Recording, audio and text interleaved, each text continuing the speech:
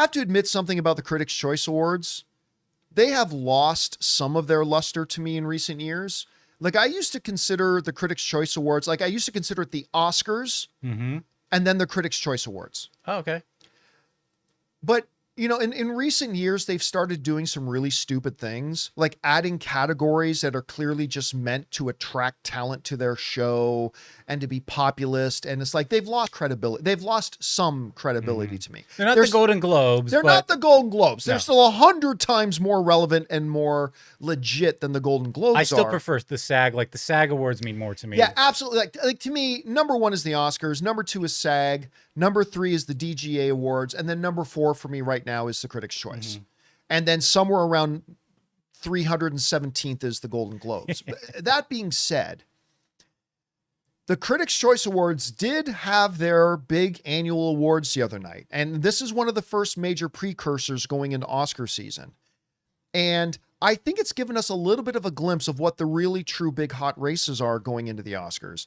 So let's take a second here and look at what the results are. The Critics' Choice Award for Best Picture. The nominees were Begonia, Frankenstein, Broderick Frankenstein. Hamnet, Jay Kelly, Marty Supreme, which was terrible, by the way. One Battle After Another, Sentimental Value, Sinners, Train Dreams, and Wicked for Good, which did not deserve to be nominated for Best Picture. At any rate, One Battle After Another wins the award. Now, look, I've been saying going into the Oscars that from my perspective, I really think Best Picture is a 2-horse race with a third outside long shot. And I think that 2-horse race is One Battle After Another and Sinners. Personally, for me, I think Sinners is the best film of the year. I would put One Battle After Another at number 2 for me. It's fantastic. It's absolutely fantastic. And then an outside shot, dark horse, third possible contender might be Marty Supreme. So it's interesting in this first round that One Battle After Another takes the Critics' Choice Award for Best Picture, and well-deserved. Again, I would have voted for Sinners, but well-deserved nonetheless. One Battle After Another is an absolutely amazing film. All right. Then we get into the next, what I think is the next biggest race of the Oscars, which is going to be Leonardo DiCaprio versus Timothée Chalamet for Best Actor.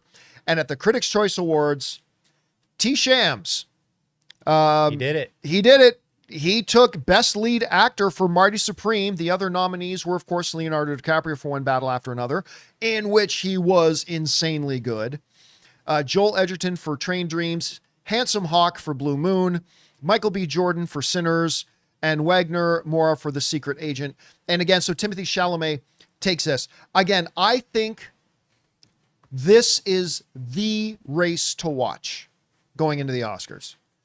Now, unless Timothée Chalamet starts sweeping up everything, like if he wins this, if he wins Golden Globes, if he wins the SAG, well, then the race gets a little less interesting. It's going to kind of become apparent.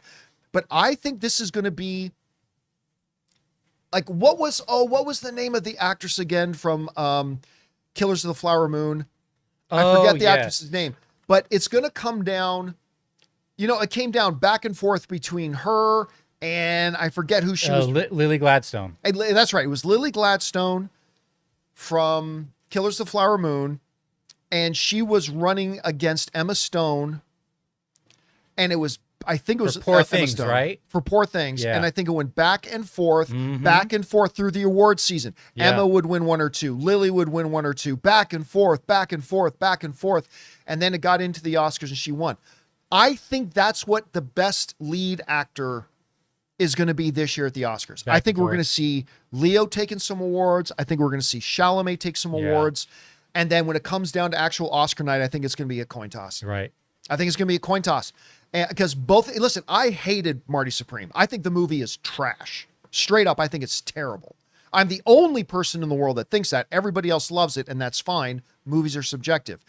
But even though I hated the movie, oh my God, Timothée Chalamet's performance. Can't argue with those performances. Oh my God, next level. Absolutely. He almost redeemed that movie simply from his performance. Yeah. You know, I mean, much like Leonardo, it's like, I know this should go without saying, but oftentimes you see the actor behind the character. And when you watch someone as famous as Leo and you can just forget that's Leo, that's incredible. And yeah, the same with he and Chalamet both have that ability, right? The moment both of them pop up on screen, you see Leo DiCaprio and Timothée Chalamet. 5 seconds later, you don't. No, I mean, You just see their characters. I literally thought oftentimes I thought he was Bob Dylan. I mean, that's how well he played Yeah. that role. And I thought he really was Willy Wonka. Yeah, well, he is Willy Yeah. Wonka. Yeah, but I haven't seen Marty yet. I still haven't had time to get to go over there. But You're not missing anything. All right, let's go down now to the best lead actress, and this one went to Jessie Buckley for Hamnet. The other nominees were Rose Byrne, Chase Infinity. I'm sure I'm mispronouncing that last name. You got it, Infinity. Renée Rensiv from Sentimental Value, Amanda Seyfried from The Testament of Anne Lee, and Emma Stone from Begonia.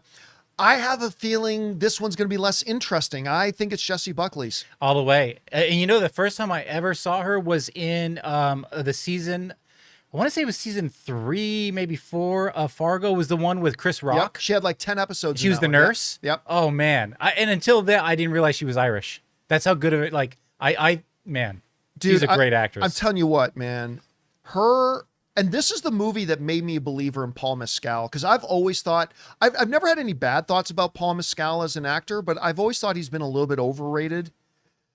And then I saw him in this, and he's fab. You know what? He easily could have been nominated for Best Actor too. But Jessie Buckley's performance in this, it's been very rare in my life I've seen loss and pain portrayed the way she portrayed it in Hamnet. Well deserving, and I think she's probably going to win the Oscar as well. All right. Then we moved on to Best Supporting Actor. A little bit of a surprise to me. Jacob Elordi wins it for Frankenstein. And he's great in it. He is. I personally think this is hands down should have gone to Sean Penn. I think hands down this should go to Sean Penn. But Benicio del Toro for One Batter After Another. Paul Mescal for Hamnet. Oh, they ran him under Supporting Actor. That's interesting. Sean Penn for One Battle After Another, Adam Sandler for Jay Kelly, and Stellan Skarsgård for Sentimental Value, who once again, Stellan Skarsgård completely brings it in that thing. So I would have given this to Sean Penn, but I have no complaints about Jacob Elordi winning for Frankenstein. Nor do I. He was wonderful in it. Well done. Again, not my choice, but totally worthy nonetheless. Yeah. And I think that's a really good surprise. The more I see of Elordi, the more I'm like really a fan of his. And if he were to be named the next James Bond, I'd be okay with that. And I'm really wondering how Wuthering Heights is going to do now with him and why can't I think of her name from Barbie? Not very well. But I don't know, man. I think with the female audiences, They never. I mean, they'll have an audience. But I'm not saying this is going to be like 500, 600 million, but for what it is, I think it's going to do well. But it's just, again, movies like a Jane Eyre or Wuthering Heights or things like that, they make their budget back and they Little do Women okay. or whatever. Yeah. Guys, we want to take a second to thank a sponsor of today's video, PrizePicks. Whether you're starting a new routine or making player picks for the very first time, trying something new can be tough. But on PrizePicks, it just feels great when your sports takes are right. With big playoff matchups happening every weekend and elite hoops action almost every night, the action never really stops, and PrizePicks lets you take control. Ann and I both tried out PrizePicks a while ago, and we were honestly surprised by how simple it was to get started. I put my first lineup together in just minutes, and it genuinely made watching the games with my friends more fun because we were following our player projections all night, cheering for more or less. And there's a couple of features I really love. PrizePicks now has early payouts, so if your player gets off to a hot start, you can have the option to cash out before the game even finishes. And the new social feeds feature lets you share your PrizePicks with friends or even copy winning lineups with one click. Plus, if you like flexibility, you can choose Flex Play, or if you want the biggest potential prizes, go with Power Play. So download the PrizePicks app today and use the code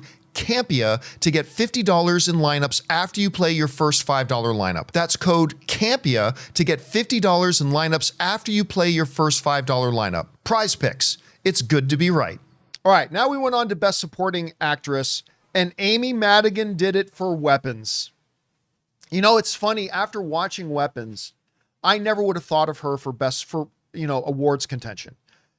And then one of my friends brought it up, she could get a Best Supporting Actress. And I was getting ready to say, nah.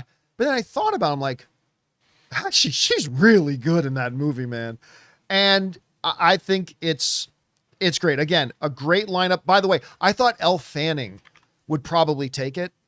Yeah. And I would still have my eyes on Elle Fanning from Sentimental Value going into the Oscars.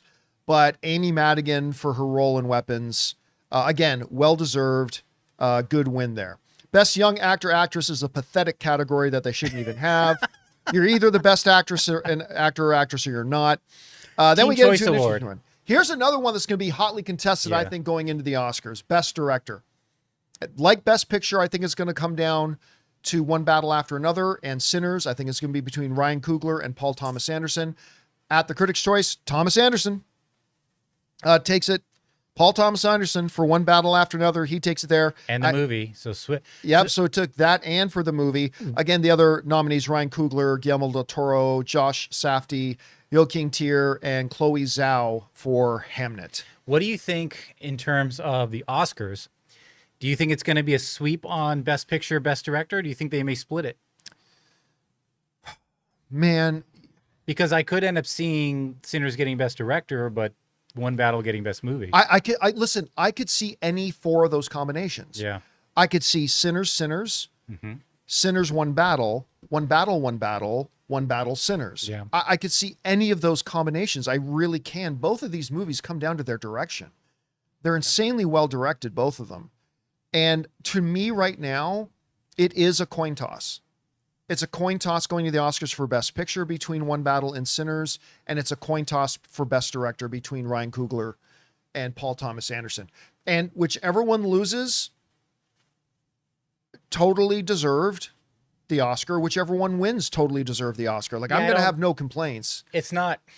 We're inevitably going to be getting the snub commentary. Yeah, And it's there's not a no snub. here. No, It's no. not a snub. There's no snub. Because if you lose to Ryan Coogler directing Sinners, that's not a snub No. at all. And vice versa. Or vice versa. Right? Yeah. Like, so there's no snub here. I mean, they both look, they both did so incredible. It's just one of the reasons why an Oscar is so precious and the most difficult award to win. Like Ryan Coogler, probably 7 out of the last 10 years, if he had done Sinners in 7 of the last 10 years, he wins the Oscar for Best Director. But this year, he might not because Paul Thomas Anderson did such a great job with One Battle. Yeah. And vice versa. So it's going to be interesting to see. All right.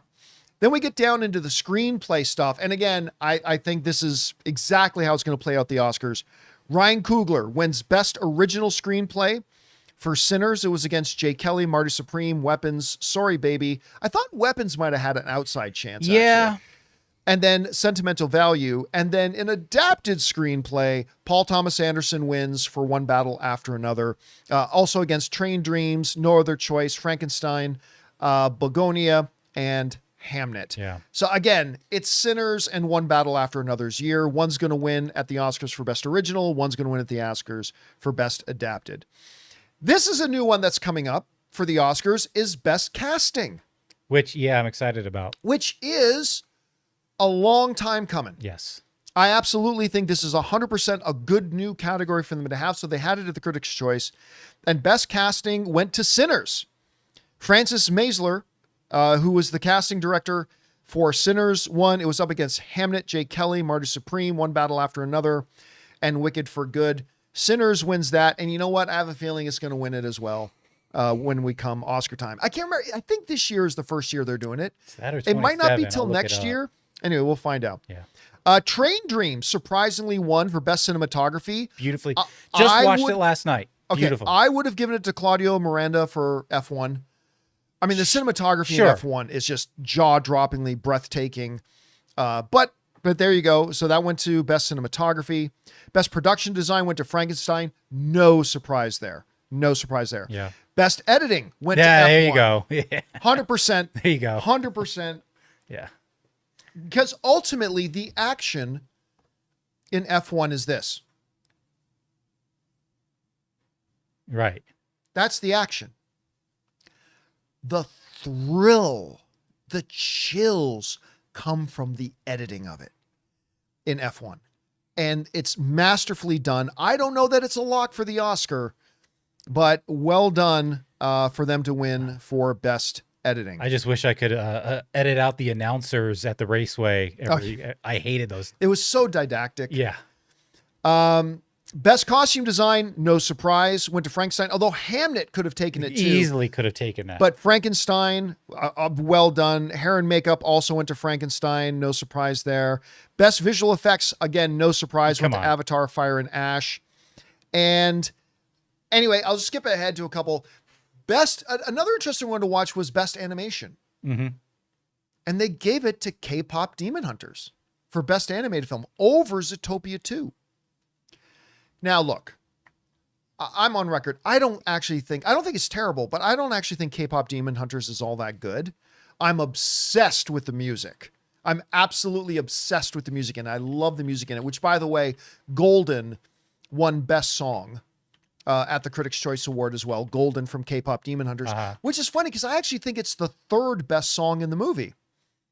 There's another song called This Is What It Sounds Like, which I think is the best song from that movie. And then there's another one called Your Idol, which I think is the second best song. I think Golden isn't even the top 2 best songs of the movie, but it is great. Anyway, it also wins that. So there you have it, guys. The first kind of precursor to our Oscars. Now we got to keep our eyes, see what happens at the DGAs, what happens at SAG, what happens at the Who Cares Golden Globes. But any of these jump out to you, Jonathan, as being like really surprised you? Because to me, I don't know. It just mostly kind of looks like, this is what I'm expecting going into the Oscars. These are the front runners. Like I said, I'm glad that Train Dreams pulled the cinematography. That's cool. But the front runners, I mean, it's Leo, it's T. Shammy, it's Sinners, and it's One Battle After Another. These 2 movies are going to dominate the headlines going into awards season. I mean, they're not going to win all the technical ones. Yeah. I mean, things like Avatar, Frankenstein, things like, I'll say again, the one big surprise to me was Jacob Elordi. Yeah. Which again, well-deserved. I just would have given it to Sean Penn, but Elordi was fantastic in Frankenstein. I might see a Weapons with supporting actress Dark Horse. Yeah. I mean, she already won. Yeah. Here, so, I mean, we'll see going in there. Anyway, guys, question is for you.